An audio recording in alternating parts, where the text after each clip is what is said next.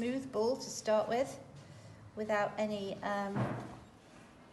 crinkles or bits like this. So just sort of smooth it over with my thumb.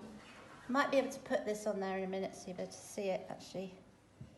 So wait, I'm just getting a smooth. Little taps, guys, little taps like this in your hand. The thing not to do is put it on the desk at this point, because if you put it on the desk, you're going to get a flat bit like this, and you don't want a flat bit. So you're looking at, it's not quite perfect, but nearly. There, I've got a ball. And then you're going to hold it in one of your hands. Depends if you're left-handed or right-handed. Hold it in one of your hands, and you're going to get your thumb, and you're going to try and get it in the middle. Now you want to press it down, but you don't want to press it too. Obviously, you don't want to go through the bottom.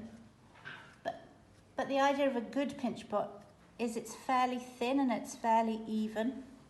And you see how I'm starting to turn it around. So I'm using my hand like this, so the bottom is staying rounded, and I'm turning it. And what I'm doing is I'm pulling the clay up from the bottom. This thumb is pushing on the inside, it's pushing the clay out. My fingers here are supporting the outside. Now what will happen, probably to a few of yours, is that the top will start to flare out. So you're almost pulling the top in at the same time as you're pushing the bottom out. And actually this is quite a lot of clay. This is going to be a fairly large pot. It's nice clay, this, for making a pinch pot. It's called White St. Thomas.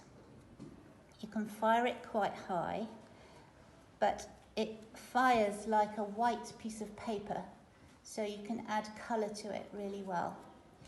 And you can see that I'm starting to get, see, look. Now, the thing about this is, it is fairly even. I am doing tiny little pinches, and I'm going round in circles, and I'm almost doing it in rows. So I'm seeing the pot as a series of rows, and I'm pulling the rows up. You have to press quite hard actually, and your hand does get tired. The other thing I do is, as I go, I sort of check for lumps or uneven bits, and then I press slightly harder. So can you see the outside here? I'll do this. And then the inside. I'm just going to keep going a bit more, because I could leave it like this. It'd be quite a strong, sturdy little pot. But actually, I just want to make it a little bit thinner.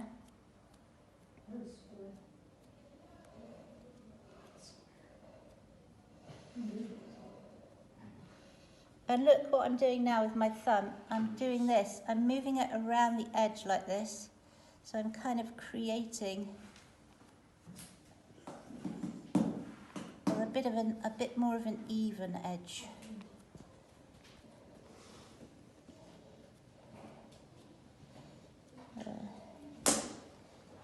And I can look at the outside as well, and if I've got little sort of cracks, or it's quite nice to have these marks, these indentations, because they show how it's made.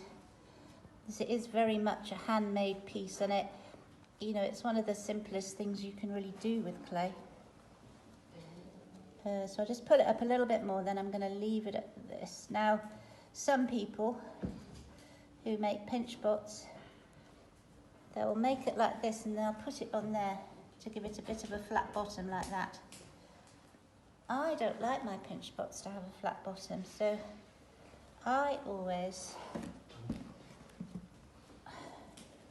do a coil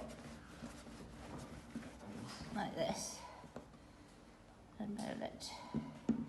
And I just sit it in there to dry a bit, because I quite like it to have more of a rounded bottom.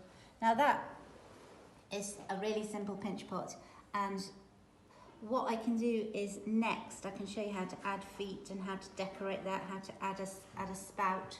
But if you all want to try just making one of them, that'd be good.